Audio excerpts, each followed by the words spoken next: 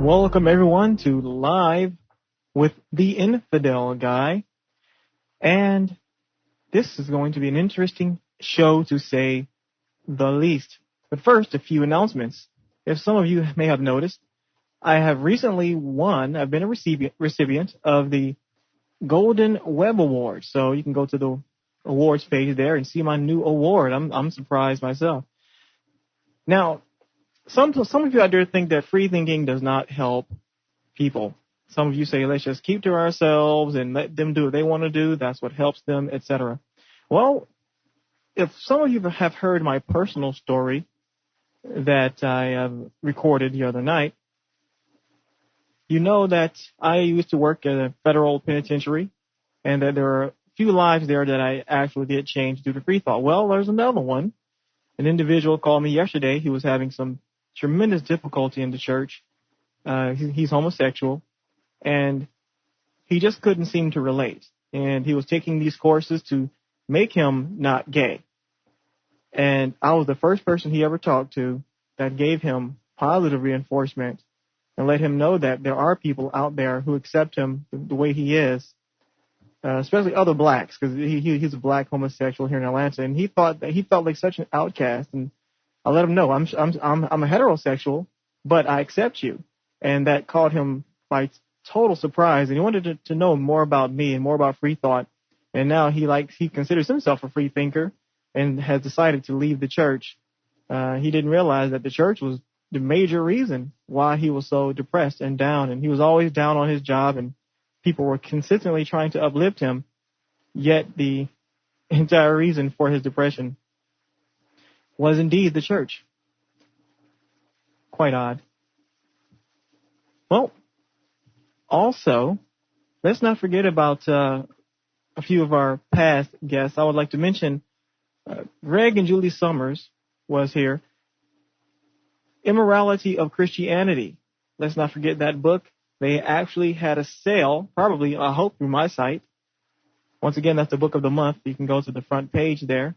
And Greg and Julie Summers are very happy about that sale. So continue to support them. I have the book. It's a great book. Check it out. You can buy that at Amazon.com. Also, sometimes we should be happy, I guess, if we get some attention, no matter whether it's negative or positive, because I actually received I was checking my status actually my stats, and someone from some website here, I think they call themselves Americans Fighting Radio Offensiveness, and they dedicated a web page to me. So if any of those members of that web page or of that organization are listening, thank you very much. I have received quite a few hits and maybe even a few listeners. Thanks to you. Thanks to the negative publicity. Well, this evening we have a special guest with us. His name is Bill Baird. In 1963, Bill Baird began his crusade for reproductive freedom after a horrifying personal experience. While he was doing clinical research at a New York City hospital as clinical director for EMKO Pharmaceuticals, a young single mother of 9 stumbled into the corridor screaming and covered with blood. An 8-inch piece of wire coat hanger protruded from her uterus. She died in his arms. She was denied even birth control. Since that day, he vowed to fight archaic laws and forces that would deny women access to reproductive health care, including abortion and birth control. And there's more that can be found out about Bill Baird. You can go to the information sheet on Bill Baird by going to the audio show page. If you have accessed this website by the front page and you've accessed the show from the web page, click on the chat room and join us in chat. And also there is a link to more information on Bill Baird. But he is our special guest this evening, and he is going to tell us more about what he is doing. And I'm also going to read a few negative emails that I received, and Bill can respond to some of those if he would like. Welcome to the show, Mr. Bill Baird. Well, I'm delighted to be with you and your audience. I would like to just up front point out that my battle for, I guess, close to 40 years now is for everyone listening to this broadcast and across this nation to be free sexually have access to birth control and abortion care, and for younger people in this audience who may take for granted their right to birth control, for argument's sake, as well as to abortion, to let them know just very quickly that way back in 1967, I was put in prison as a convicted felon. My crime was delivering a speech to 2,500 Boston University students in Massachusetts to challenge a law that made it a crime for unmarried people to have access to not only abortion care, but birth control care. During that speech, I publicly showed a diaphragm, which was against the law. They were ruled indecent, obscene objects, and I gave away free one condom and one package of phones to an unmarried college student. I was dragged off the stage, handcuffed, ultimately convicted as a felon, sentenced to prison for 3 months, where I literally had to deal with the horrors of rats in my cell, bugs in my food, stripped naked by guards repeatedly, strip searches, the threat of rape and beatings almost nightly. But eventually the U.S. Supreme Court did hear me in a case called Baird versus Eisenstadt, and on March 22nd, 1972, they said to the people of this nation, if the right of privacy means anything, the right of privacy means anything. It is the right of the individual to be free, to decide whether to bear or beget a child. And that's the case that gave birth control rights to women and men across this country who are not married, but also was the foundation the following year for Roe v. Wade, the case that legalized abortion. And as you may know, teenagers came under attack, and Baird versus Bilotti 1 and Baird versus Bilotti 2 were the other Supreme Court cases that gave minors the right to access abortion care without parental veto. So it's been a long, tough fight. I was saddened at the top of your broadcast when you talked about a young gay man who had to take a course to convince him that he should not be gay. I think it's just such a horrendous concept that gay people can be gay, black people are going to be black, gay people are going to be black, women are going to be women, men are going to be men, and why can't we be honest with each other, accept us as we are, and get off the backs of people who are different than somebody else? Right. That's what one would think. I mean, that's what I don't understand. What is the problem? Why can't we just be accepted for what and who we are? Well, one of the reasons, when you say you don't understand, one of the reasons is that we are caught up in this grip in our nation of a religious fervor. Certainly with Bush being in, I predict you're going to see far more violence than ever before. My clinic, for instance, was firebombed by a Christian terrorist who walked in with 50 patients there. It was a nonprofit clinic that basically helped women free, basically poor women and teenagers. And the guy came in and said, in the name of Jesus Christ, he would cleanse the clinic with fire. And before anyone could move, he threw the gasoline and the torch against the wall. And unfortunately, we got all the patients out, but the clinic was burned to the ground. There's been over 200 clinics firebombed. As you probably know, this was October 23rd, 1998, upstate New York in Buffalo. Dr. Slepian, who came home from Temple with his wife and children, was shot through the window in the middle of his back, and he was executed, so to speak, and he died on the floor of his kitchen. And yet this terrorist got away with this murder. There's been 8 of us shot to death. The reason I point that out to you, if you look at the Internet, the Nuremberg hit list that was there for so many years, they had him listed as one of the people who obviously they wanted to get rid of. Not only was his name there with a line through it because he's now murdered, but my name, Bill Baird, is also listed as wounded because I was shot at through my living room window, and the bullet missed me, but I was struck with the glass. So it's a sad commentary that how Christians are taught to hate with such viciousness that they cannot tell the difference between a human being who's different in their philosophy, whether they be gay or straight or pro-choice or not, that they think that they can kill us or rule by terror because they dehumanize us by labeling us murderers and killers. So if any Christians are listening to this broadcast who are anti-human rights, I would suggest that you learn how to be a little bit more tolerant and be respectful of those Americans, because I got news for you. Year 2001 is going to be quite different. You're no longer going to find Americans turning the cheek the other way. A lot of Americans are now arming themselves. A lot of clinics have got armed guards, and I fear we're heading to a civil war. The troops on the anti-abortion side aren't told to call off their crazies because violence, unfortunately, will be met with violence in the eyes of many people. That's right, because, as you've mentioned, it's self-defense. We'll need some way to defend ourselves. Now, how do you respond to the anti-abortionist camps when they make statements that, of course, it's religiously based in many instances, but there are secular reasons against abortion too, but they are saying that we must destroy you before you destroy more lives, and that is how they justify. Well, their attack, here's what they're basically saying. They're saying that we must protect children. And they're arguing that from the moment of conception, a fertilized egg is a person. Now, anybody with any degree of intelligence, if I could by some magic show you an acorn and said to you, look, I have an oak tree here, I'm going to cut into boards and build you a home with it, you'd say, Bill Baird, you're stark raving crazy because acorns aren't oak trees. Well, if I showed you a chicken egg and said, be careful, this chicken is going to bite you, you'd say the same thing. Well, the same extension of logic, if acorns aren't oak trees and if chicken eggs aren't chickens, how in the world can we intelligently say that fertilized eggs are people? Because you have to realize 1/3 of all pregnant women miscarry. So if 1/3 of all pregnant women miscarry, when I debate this on national television, they often will say, well, it's God's will. If it's God's will that women miscarry, then God is the biggest abortionist of all humankind. That's right. We cannot argue from the religious viewpoint that the soul enters at conception, therefore it's a person, because if the soul enters at conception, what do you do with the term called twinning? I don't know if you remember that term, but that's when an egg goes through mitosis and divides in half 10 days later approximately. Does that then mean that if the soul enters at conception and now it divides into twins 10 days later, does each twin get half a soul? Or maybe one twin gets a whole soul and the other gets none.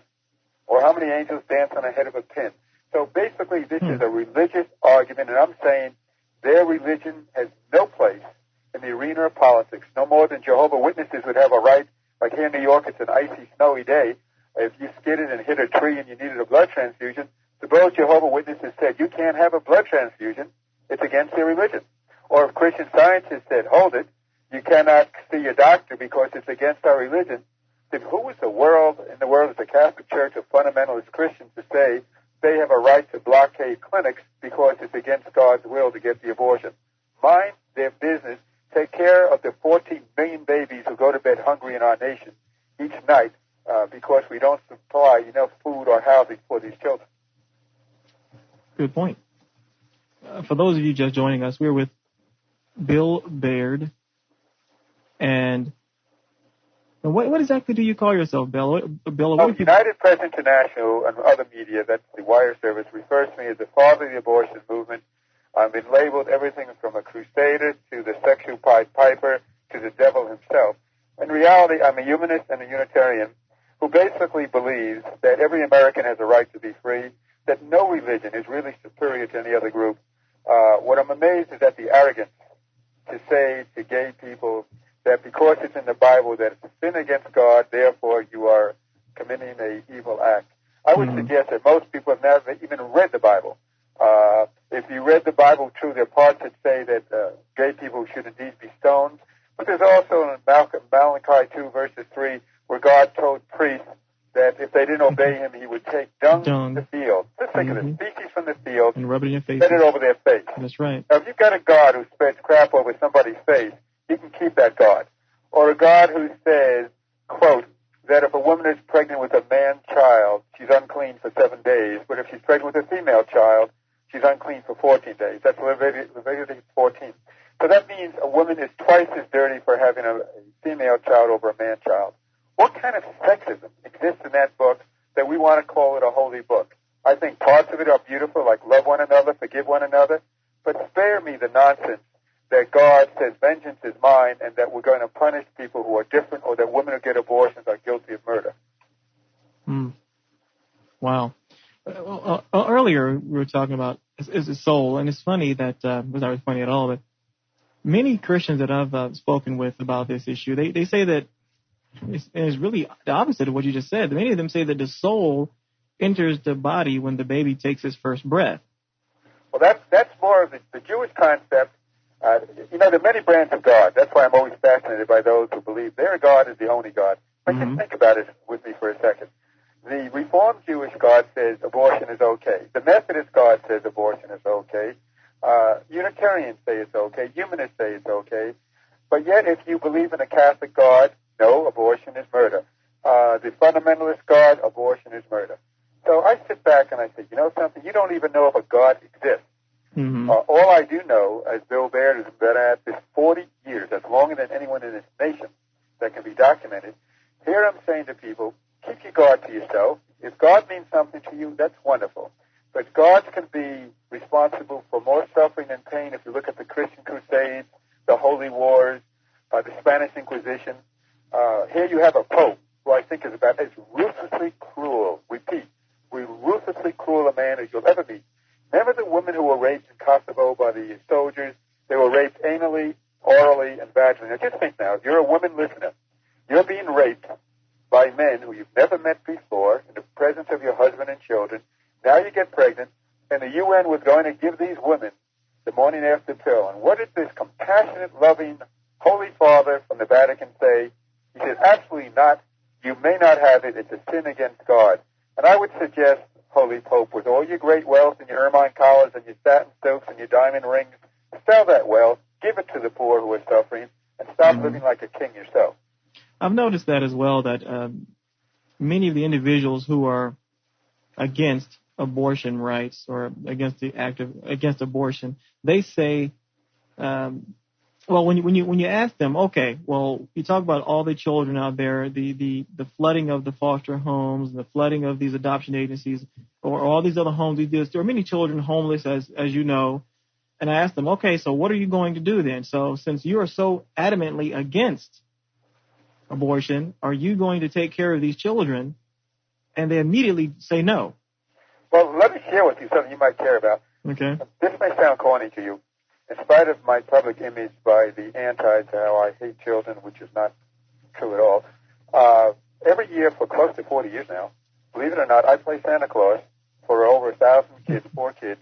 In the last several years, I've been playing Santa Claus for children who are dying with AIDS, people seriously afflicted with this dreaded disease, people such as at St. Luke's Hospital, Roosevelt Hospital, Huntington Head Start, just to name you a few. But many of these people, when I put up signs in Huntington, Long Island, which is where I live, and I say, Santa Claus needs your help for 1,000 poor kids, many who are dying with AIDS, believe it or not, and it says in small letters, Pro-Choice League, the nonprofit group I direct, Bill Baird director, because we have to account for who the organization is getting these toys. Lo and behold, people will tear up the signs or will tell the merchant if it's in a store someplace in Huntington, they'll say, if you dare have Bill Baird Santa Claus signs in, we will boycott your store. So here these folks are saying that they really care about these little babies, but yet when the children are here, no one seems to care for them or provide the love and caring that they ought to have. I've noticed that quite frequently. Wow. For those of you just joining us, we are with Bill Baird. He has been called the father of the abortion movement, and maybe rightly so, with many of the things he's done. If you have a question for Bill, you can call in or comment. You can call us here at 1-866-801-7414. Again, that's 866-801-7414. That number is also on the audio show page at infidelguy.com/audioshow.html. Well, Bill, there's a whole list of things that, on this document here that you've done. Wow, I mean, there's so many things here. Well, we set up the nation's first abortion clinic, and that's important for younger people listening to this broadcast to know that when that woman died in my arms at Harlem Hospital, because I was coordinating research as clinical director for the Emco Pharmaceutical Company, when I heard this poor woman die, and I saw the suffering she went through, and I realized that New York State, which is a liberal state, made it a crime for unmarried people to not only have abortions but to have birth control. I decided to challenge these laws, and as a result, I was put in prison 8 times in 5 states in the 1960s. That includes Wisconsin, Massachusetts, New Jersey, New York, Virginia, trying to say to people, look, we as Americans can differ, but most of all, we must learn how to respect the dignity and freedom of every American to make their own decision. And as a result of that, I've been shot at twice, firebombed, punched, kicked in the name of God, more times than I can perhaps tell you. But I set up the nation's first abortion clinic in 1964, and I literally had patients from all over this nation come to me, from Canada, from South America. There were many newspaper stories like Sepia magazine that had me on the cover of the magazine. And women would come to me who would take douching bags and fill it with Lysol or bleach or turpentine? How many people would take Kirkman soap, which is a brown laundry soap, a strong soap, cut it into little pieces, mix with warm water, force it inside the uterus, not being aware that although it could abort them since soap is caustic, they didn't know that soap had fat in it, and the body could absorb the fat from the soap, and they would wind up dying within a few hours of a fat embolism. Or people would take a baster that you use for gravy on turkeys and things like that and fill it with salt water. The term is called a hypertonic solution. Take that salt water solution in the baster, force it inside the uterus, and indeed you might abort, but within maybe 90 seconds, repeat 90 seconds, you're dead where you are. Now, if I ask you as a talk host, do you know why they would die? Chances are you don't know. And one of the reasons that people are not aware of it is the fact they forget that if they go to a physician and they're about to get an injection, you ever notice how the doctor takes the plunger of the hypodermic and depresses it so the liquid squirts out of the top of the needle? And that's to displace any air bubbles, because you cannot be injected with air. Well, if you take a baster and you fill it with salt water, on the top of the baster is a little rubber bulb which holds what is called residual air. If you squeeze that air into a major blood vessel, you will die right where you are of an air embolism. Right. So I saw this kind of suffering and this sort of pain, and that's why you find 40 years later, I'm speaking all over this nation, fighting with as much passion as I can. In fact, this coming weekend, I'm in a very scary place. I'm in Dallas, Texas. I've got a series of speeches to give before the coalition of reproductive rights folks there in Dallas. I get death threats wherever I go, and I sit back and I say, what does it take to wake up the people listening to this broadcast? Now think now. What would you do tonight if you had intercourse? 6 weeks later, you find out you're pregnant. Do you have a right to have an abortion? Do you have a right to access birth control? Or, as others have said, if you get an abortion, you should be put to death or put in prison for life. And with Bush, as you may or may not know, the Republican Party disgracefully has what is called the Human Life Amendment that says personhood exists at conception.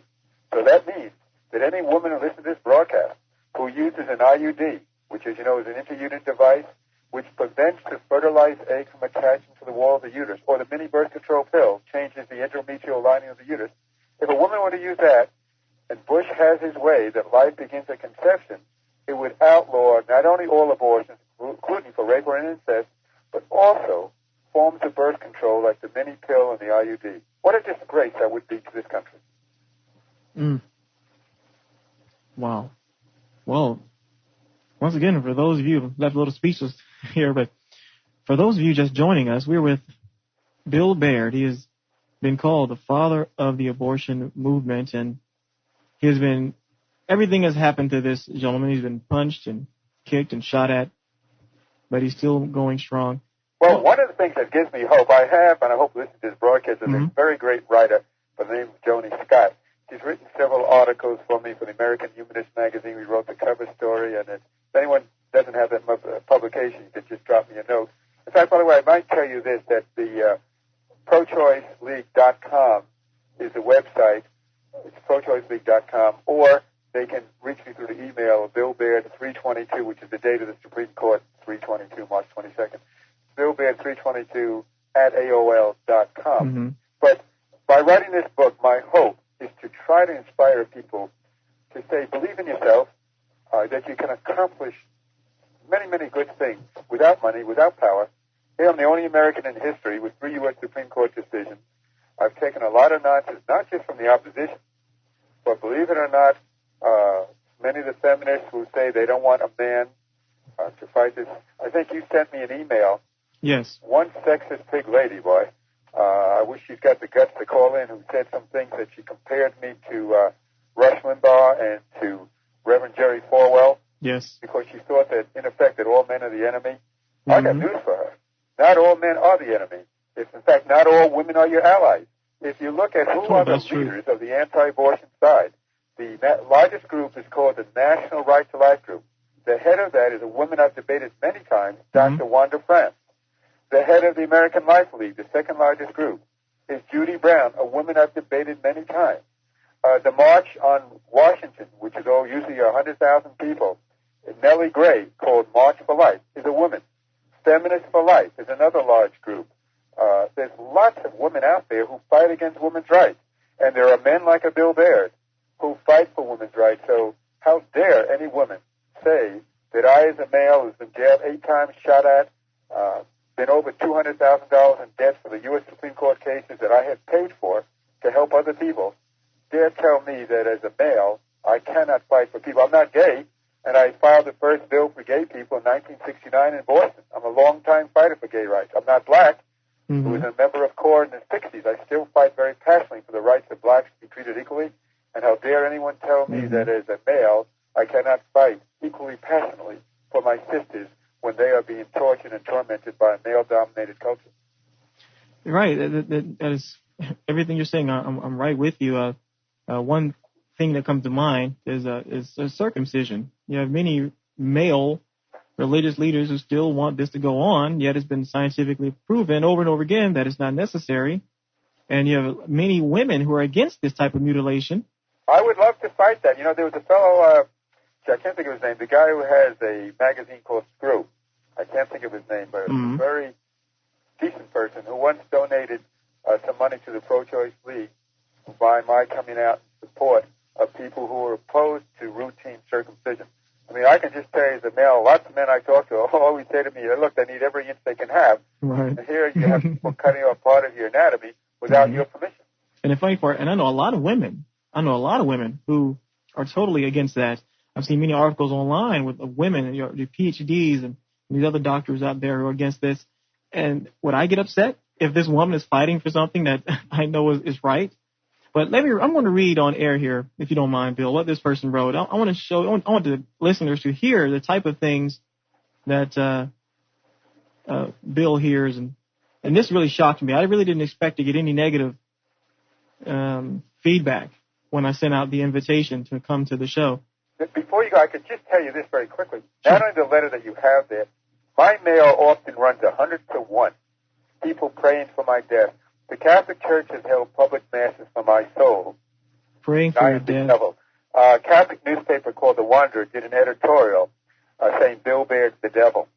So there are many people out there who think that by dehumanizing you, by labeling you the devil or a baby killer, then it's much easier to kill you because it's sort of like World War II. You're probably too young to know this. But in World War II, Americans learned that you dehumanize the enemy by saying kill the Spanish guys. Kill the yellow-bellied Japs. Right. Or the dog or the animal. Kill the crowds. Right. Vietnam War, kill the goose. Now, the rhetoric is kill the baby killer, the devil, the child molester. I was arrested here in Huntington where a baby was in the audience because the infant saw a diaphragm. The mother and I were jailed overnight. We faced 3 years in prison. And the headline said, abortion crusader arrested on a moral charge with a baby. And people thought I must have molested the child, and all I did was show a diaphragm. And they said anyone under 18 morals would be corrupted. The baby technically was under 18, but the baby would not know a diaphragm from a frisbee. Exactly. That's one of the ways they try to invalidate you as the mail that you're about to read. Wow, that is terrible. Okay, immediately after I sent out the invitation to come watch the show, me and this person had a few dialogues before then. I don't want to read the entire thing. It's a little long, so. Okay. Anyway, she made something about me basically saying that I shouldn't have support us. In other words, she's really saying I shouldn't support you. Okay. Oh, here it goes here. I asked this person to call into the show. So I asked her why is she emailing me with her anti-male sentiments.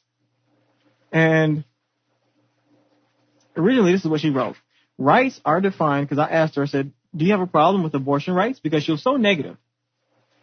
And she said, rights are defined by responsibilities, not by sexual impulses. And feel free to interject anytime you would like, Bill, as I'm reading this. Okay. Let's hear more about a woman's right, or about, well, I guess that's a typo there, to be free from dehumanizing sexist images, not the rights of men on both the left and right to exploit and mutilate women. I get sick of hearing that men are doing women a big favor by making birth control and abortion more accessible.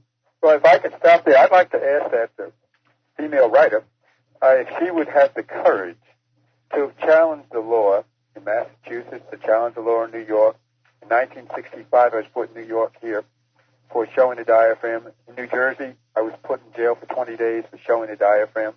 In Boston, Massachusetts, for 3 months in 1967. I would love to ask her or any so-called feminists out there who don't like men fighting, why didn't they have the guts to challenge the law as I did and take the full responsibility of the horrors of going inside a cage where you never know from day to day if you're going to survive, and to do that with the hopes that the U.S. Supreme Court would hear you, and then to realize while I was in prison, Planned Parenthood, my so-called allies, said there's nothing to be gained by the Bill Baird case, that he's an embarrassment to us because they did not like a, quote, outsider coming into their state, or indeed to have now say we would have backed Bill Baird if his name was Wilhelmina Baird, but we won't back a male.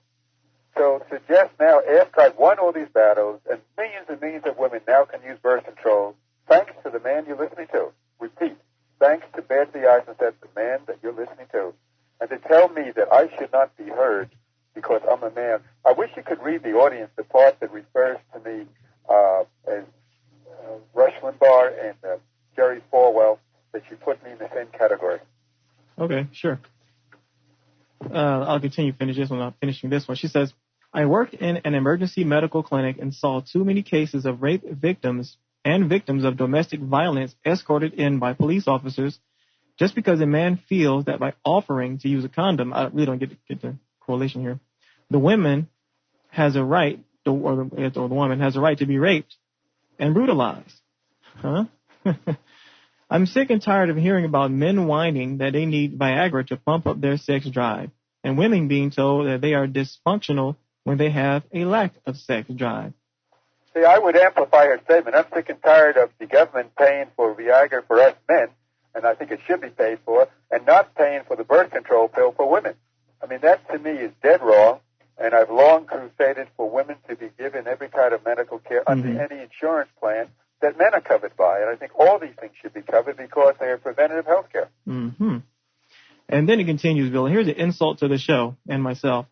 If you had the conscience to figure it out for yourself, you wouldn't be trying to use these issues for entertainment.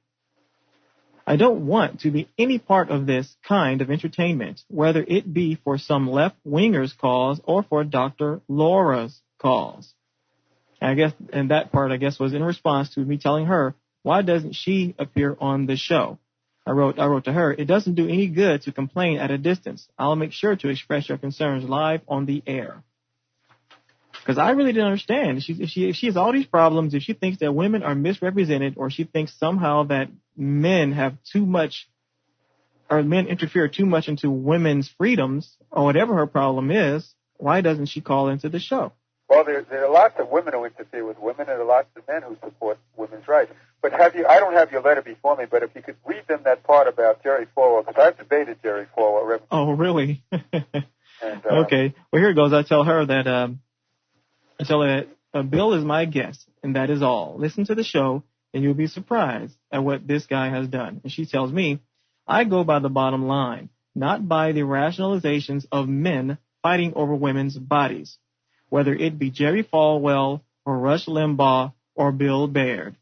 I want to know... I got to say, if that woman were here, I would really like to help her understand how dumb she truly is about this issue. She may be smart about other things, but this woman would have an IQ of a pet rock when it comes to understanding that here's a man you're listening to who's fought for 40 years to suggest that I'm in the same category of a Rush Limbaugh who had fought against women's rights to abortion, or a Reverend Falwell who issued a statement several years ago called a declaration of war against gay rights, abortion rights, and other human rights. Mm-hmm. And then the last statement here, I want to know, I guess this is a good question here. I want to know what both are doing to get rid of the occultism from both the left and the right. I don't even know what that means. Me either. And I don't know what that means. Do you? Occultism? Yeah, what it means to getting rid of it from the left and the right. I have no idea. And all I know, occult, really all that means is hidden. I responded to her in detail and told her that because she claimed that my website is a ritual, some type of occultist, something or other. But anyway, and she says, Get rid of the occultism from both the left and the right, instead of being cheerleaders for politically correct versions of the God myth from the left and the right. I don't know what she's talking about. I mean, if you're...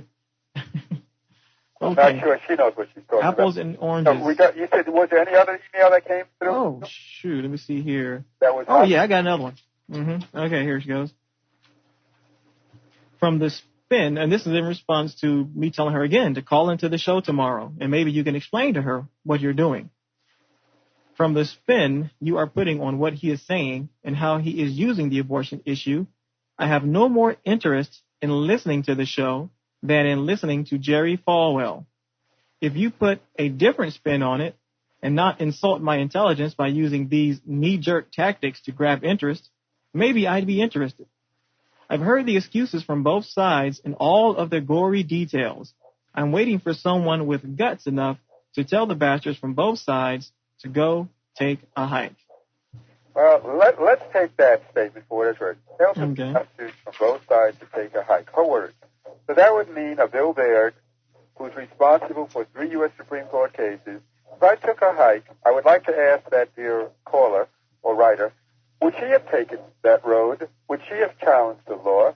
Would she have taken her life savings and paid over $200,000 and be tens of thousands of other dollars to pay for 3 Supreme Court cases? Don't talk about what I do or don't do. What have you done for the rights of people? So all I can suggest to you is that for the people listening to the broadcast, that with Bush in power now, you're going to see an all-out war against your rights. Remember this, 2 to 4 judges on the Supreme Court are due to retire. The last U.S. Supreme Court case was out of Nebraska, as you know. The decision was 5-4. All you need is one more judge of the caliber of a Scalia or a Thomas or a Rehnquist. You can kiss these laws goodbye. And that's what Americans have to realize, that certainly you heard Bush say during his presidential race that he would appoint somebody of the likes of Thomas or Scalia. I wouldn't let these men be door catchers because they are so insensitive to human rights and human needs. And yet, if we get one more right-wing judge, we're in deep trouble. As a result, when I speak in Dallas and every other public speech from now on, I'm wearing a black armband as I did to protest the war in Vietnam.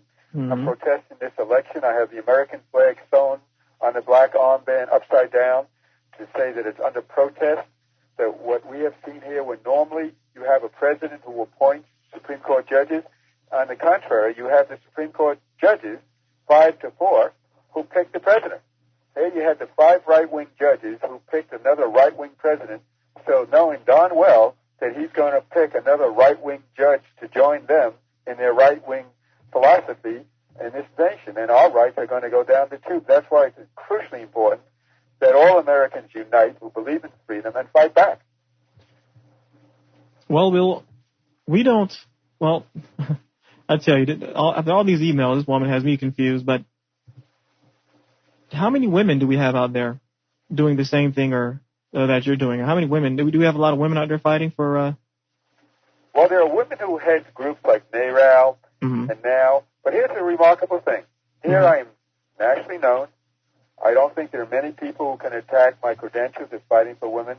Yet, if you talk to the head of NARAL on a national level, they will have nothing to do with the work that I do. Betty Friedan, who's the founder of NOW, way back in 1971, walked off a TV set at NBC when Sandy Vanoka, who was a news commentator, was interviewing me because she said, quote, "It's rumored that Bill Baird is a CIA agent, that I'm a government spy." Betty Friedan has said that repeatedly, and she said it in her new book recently, alluding to the fact that she believes, and others have stated, that I'm a government spy. So Joni Scott, brave warrior that she is, who works with me and is doing the book on my life, walked into Barnes & Noble in New York City when Betty was there for a book signing thing, discussing her new book, and Joni Scott challenged her and said, "Bill Baird is in the audience. What proof do you have that he's a government spy or CIA agent, or else apologize to him?" And this woman would not respond, screamed at Joni Scott, and then went into a coughing fit so people felt sorry that she could not respond. But it's a sad commentary. There are lots of women out there. Robin Morgan in the New York Times did a major piece on me, and she, as you know, is the former editor of Ms. Magazine. She said, "Men like Bill Baird are in this movement, so women will go to bed with him." Oh, so no. You can guess that certainly ultimately, if my idea was to take women to bed with me, it would be a hell of a lot easier way than to be shot at, firebombed, jailed 8 times, lose your family over this because of all the death threats. They move 400 miles away from me. So I think I've paid my dues, and yet you've got these sexist pig women who haven't done a fraction of what I have done, but judge me and say, because of your sex, you cannot join us. What I call vaginal politics. Vaginas on one side can be with us, but penises cannot join us. It's called raw reverse sexism. That's terrible. And why do you think they despise you so much, Bill? What is... I'll show you the contrast. Last month, I was a keynote speaker for NARAL in, of all places, Tulsa, Oklahoma. Got standing ovations from the different audiences I addressed. NARAL gave me the Courage of the Year award. Now New York State gave me their award the year before that. But it's on a national level. The people like Pat Ireland, the head of NARAL, the head of Planned Parenthood. Here, I spoke at Harvard University on March the 15th. Over 500 people. The head of Planned Parenthood and myself debated 2 stridently anti-abortion people. And yet when I reached out to Planned Parenthood, I said, look, in effect, I'm willing to forgive your interference with Baird v. Eisenstadt, how you said the case had no value. Let us unite our energies, our forces. They will not join forces. And one of the reasons is, I've been told repeatedly, is they think I'm too radical because I picket the Roman Catholic Church. I call for their registering as foreign lobbyists. Think with me for a second. Mm-hmm. We have in New York, I don't know if you know this, Cardinal O'Connor died, so he's been replaced with another right-wing bishop by the name of Bishop Egan. And I knew he would attack gay rights and women's rights and abortion rights. On June the 19th, my birthday, I stood outside on 5th Avenue, outside St. Patrick's Cathedral, where there were over 4,000 of these anti-abortion people inside.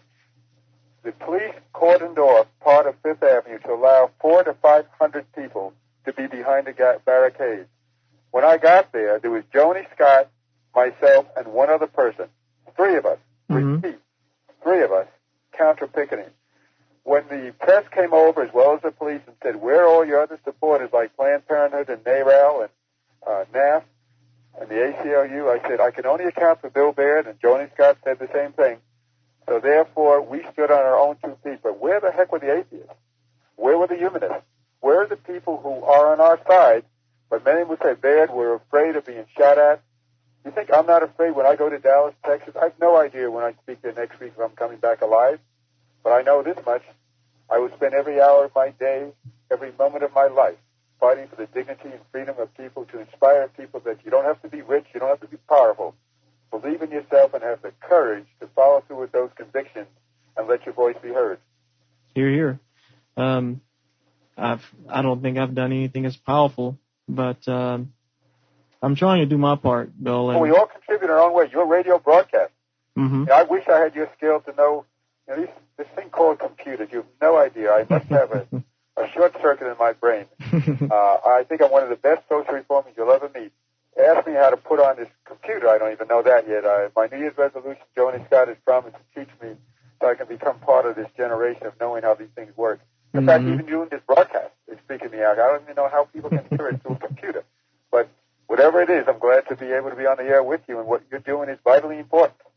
And I'm glad you're joining me to discuss these issues. I've had a few people actually tell me similar things about what I'm doing as far as educating the public about non-theism and science, and they tell me, "Oh, you're just trying to get attention, or this is your way of getting attention." And I tell them, "Oh, okay, I can't think of a better way to get attention." Yeah, I mean, because the same things happen. I mean, I've been attacked and I've been cursed at. My car is always damaged. I've had things ripped off my door, my front door. I've had people call me threats. I've had emails from Muslims threatening me, and so I get this stuff all the time too. And I'm not doing this for attention. I'm doing this because I'm pretty damn sure that it's a good thing to educate people. And there's no one that can. It's a very important thing that you're doing, and don't lose heart. It's important that you do what you are doing, but when people try to invalidate you, and that's what they're trying to do, they say you're doing it for attention. Right. Did Dr. King stand up for the rights of blacks for attention? He stood up for what he thought was right. Gandhi stood up for what he thought was right. Margaret Sanger stood up for what they thought they were right. In fact, I was privileged at Newsday, which is a large paper in New York here, on December the 19th, 1999, listed 100 of the most influential Americans in the last 100 years. Now, think about that. 100 of the most influential Americans in the last 100 years.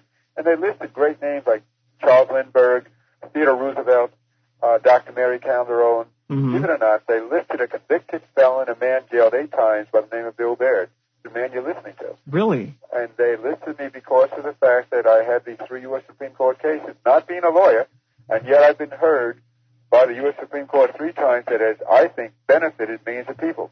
The opposition, by the way, has referred to me as a sexual Pied Piper and the devil, and think that by my promoting the use of contraception and saying that people who are not married, repeat, not married, have every right to intercourse as those who are married. The anti-abortion side, including the right-wing forces out there, are promoting what they call secondary virgins. People haven't heard that term. Secondary virgins basically means that you do not have intercourse if you had intercourse in the past, because now you find Jesus Christ, as if he's been lost. You find Jesus Christ, and you don't have intercourse again until you're married.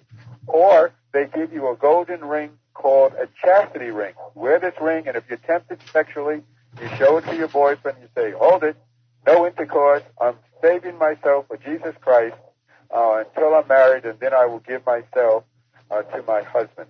I think it's about time we recognize that intercourse is a private matter. Oral sex now, as you know, the U.S. Supreme Court has upheld, is a criminal act. The Hardwick versus Bowers case out of your state, out of Georgia, was upheld to be punishable by 20 years in jail. Now, if everyone listened to this broadcast, think of what you're going to do tonight if you haven't done it already, or how you've done it in the past. Some of you, one lost weekend, be a lifetime in jail if 20 years for having oral sex is a criminal offense. How dare anybody suggest that people should be put in prison because they engage in oral sex? What you do in the privacy of your bedroom is your own lifestyle and not the lifestyle of anybody else, including, by the way, swingers. You know, I'm amazed at how many people say that swingers should not have the right to have intercourse. I was a keynote speaker several years ago in Los Angeles, California. I got a standing ovation from about 3,000 people, and although I'm not a member of their group, nor do I personally subscribe to it, I think people who want to have intercourse with more than one person or exchange partners, that's their lifestyle. But how dare somebody say that we're different and therefore we should be put in jail? You know, one of the reasons I picketed is Bishop Egan, because the press in New York has about as much guts as a pet rock. They said what a holy man this is, what a good man this is. This is the same bishop who, when he was bishop of Fairfield, Connecticut, and if your listeners may recall this, when several priests were charged with anal intercourse or oral sex with children, called pedophile priests, he said, quote, I have no financial responsibility because these priests are independent contractors. I'm going to repeat that. But I didn't get it. The priest who had sex with children, there's no financial liability on the part of the Catholic diocese to finance the medical care for these kids who had anal sex with the priest, or emotional care with psychiatrists or psychologists or healthcare providers, because he said these priests, pedophile priests as they may be, are independent contractors. What a disgrace. When I also said that he should register as a foreign lobbyist because the Vatican, as you know, is the smallest government in the world. It's 103.4 acres. It has its own flag, its own coins, its own stamps. No one can deny that. Few people realize, though, that the chief of state is a dictator. A dictator is somebody appointed for life, and that's the Pope. The Pope appoints Bishop Egan and appoints every bishop in this country and every cardinal. And as you probably know, all of these men who are appointed, repeat, men appointed by the Pope, must swear a political allegiance to follow the political agenda of the Pope, which is anti-abortion, anti-gay, anti-divorce.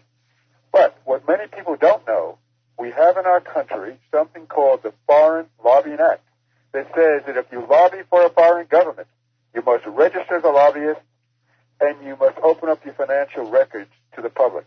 Therefore, I have publicly called for 40 years now that every bishop and every priest should register as foreign lobbyists, and number two, all of their business holdings should be economically boycotted. Products like Christian Brothers Wine is owned by the church. Monk's Bread out of Rochester, New York, owned by the church. Trappist Jams, a very excellent tasting jam out of Spencer, Massachusetts, owned by the church. Wow. People economically boycott this institution, and you wind up finding out how quickly the church understands the power of money. Mm-hmm. Yeah. Been one of major tools for a long time.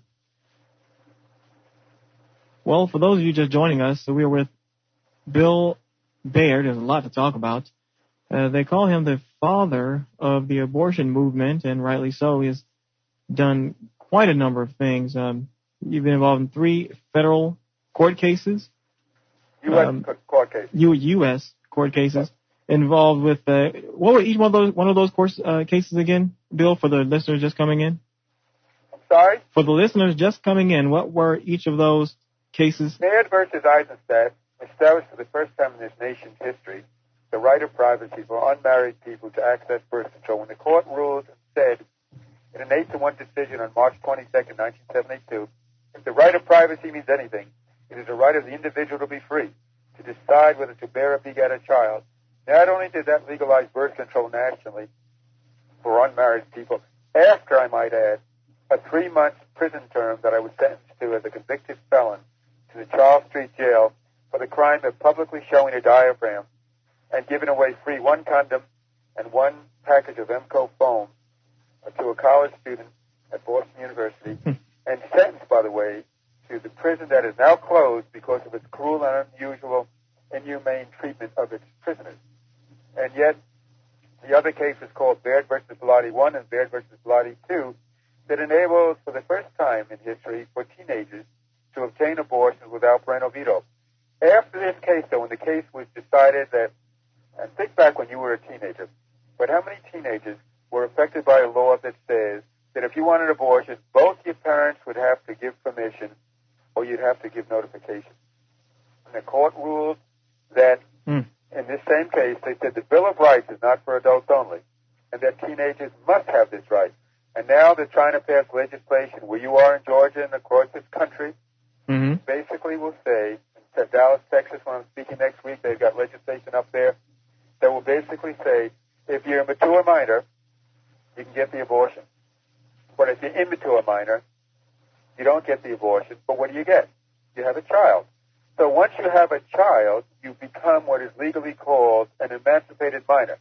In which case, if you're an emancipated minor, you don't need permission to get the abortion because emancipation means you live outside the home.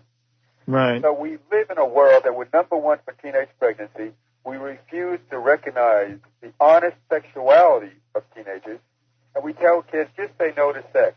That makes as much sense as saying that sex is only for married people. Right. We're able to see when they went after Clinton because of his having sex with his aide there, but we forget that Congressman Hyde, who was one of the architects fighting against President Clinton, was a man who had sex with a married woman for 5 years, and when that was uncovered during those hearings, you remember, he said this was a youthful indiscretion at the age of 44. Give me a break. A useful guys have sex just like anybody else. It's about time we recognize the conservatives have a penis, they have a vagina just like anyone else, and they have sex outside of marriage. Let that be the private issue like with Reverend Jackson. Let that be between the issue between his lady friend and his wife and nobody else's. Yeah, I think I got from that same person that sent those emails, I got something similar to that, which basically saying, we need to have children or these people just learn how to be responsible. And that's good to say and everything, but we're still creatures. I mean, we're human beings. You can't stop. Surely we've evolved intellectually and all these things, but it's human nature to want to have sex. Look at our nation. Look how many times you watch on television. You've seen Preparation H. You could sell for hemorrhoids for the rectal pain. Right. You can have ads for underarm deodorant. You can have ads for vaginal douches. When was the last time you saw an ad for a diaphragm? Or you said ads for birth control in a general rule? You don't see them on the air. In fact, I don't know if you're old enough to remember, I did a TV show years ago, way back in 1969, called The Mike Douglas Show. And on that broadcast, am I trying to show the public about the need to change the laws on birth control and abortion? I showed a diaphragm. And CBS in New York City, a fellow by the name of Ed Joyce, kicked me off the air. They said that this was obscene to show at 4:30 in the afternoon. And they replaced me with a show, and guess what the name of the show was? called Leave It to Beaver, the half hour I was on. And then at 6 o'clock at night, you could watch people blown apart in Vietnam, and that was okay. But at 4:30 in the afternoon, you could not show a diaphragm because that might offend somebody out there. Yeah. I noticed that in Germany, I'm sure you've been overseas as well, they don't have all these sexual hang-ups, and the children are actually better because of it. Do you remember when the president of France died, Mitterrand, when he died, that his wife was at his coffin publicly, and so was his girlfriend along with their child, and there was none of these hang-ups. I'm not saying it should be right or wrong, but how dare we throw rocks at Clinton, or we throw rocks at Jesse Jackson, or anybody else. I'll never forget Congressman Bauman from Maryland, who was so anti-gay, so vicious in his attacks, and yet when he was caught in a men's room with a 16-year-old boy and he got booted out of Congress, then people said, well, that was different, though he was a Republican conservative.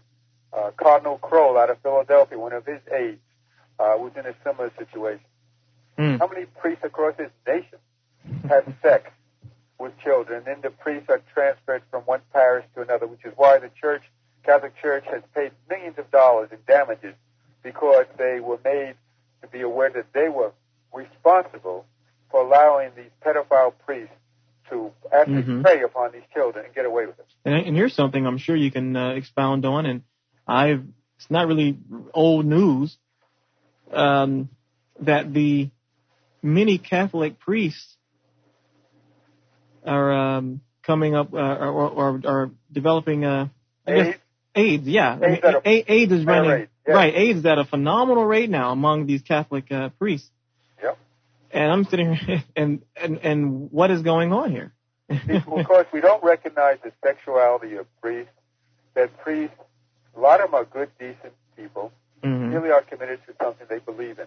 However, my fight with the church is the moment they go outside of their religion into the political arena and say they're going to enact into law their morality, that a fertilized egg is a person, that's a declaration of war against all Americans who believe in our constitutional right of separation of church and state.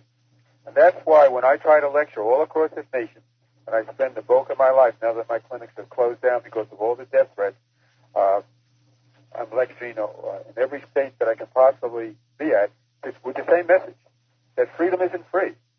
Young Americans in particular, listen to me well, as somebody who's at this 40 years. If you don't organize and fight back, you're going to lose during Bush's campaign the right to abortion as we know it today, and the right to birth control as we know it today, and a lot of other rights, particularly gay rights. So I would ask, as a little bit of a commercial, if you think part of the message that you've heard me espouse tonight is worth hearing, invite me to come and speak in your area. When my book is published with Joni Scott, which is coming up soon, get the book. It will be the power of what we're fighting for, not a history of a movement, but empowering people to stand up for their rights. And then contact me through the website at prochoiceleague.com. It's called prochoiceleague.com. Or to email me at billbaird322 at AOL.com. And the way that I understand communication best is through the mail. If you wrote me, Bill Baird, Director of the Pro-Choice League, Post Office Box 324, Huntington, New York, or even after this broadcast, you can call me. I'm at my office at 631-673-6871. And with that, I guess we'll end the show. We're now at the top of the hour. And also, as I'm being reminded by a little mouse in the corner here telling me that they should make donations to the Pro-Choice League that were tax exempt, and at prochoiceleague.com, and that we're tax exempt, and that we are an organization as dedicated as any that you'll ever find committed to your rights. Thank you, Bill Baird, for appearing on the show. I'm grateful to you. And unfortunately, on this, let me know. It was a pleasure, and yes, and I would like to have you back on in the future. Unfortunately, I don't know what happened. Normally, we would have had people call in, but I guess you've answered all their questions. Maybe that's a good sign. Well, I hope so. I hope you have me back. Well, okay, everyone. Well, this is the Infidel Guy Real Audio Show. I will see you all tomorrow. Hopefully, I can have someone for Debate Sunday. And I guess I'll leave. Oh, I guess I'll end it there. Thank you all for tuning in. Have a good night. Oh, and I'm ending it with my. By the way, go to www.first-kingdom.com king.com. And this is the music you're hearing now.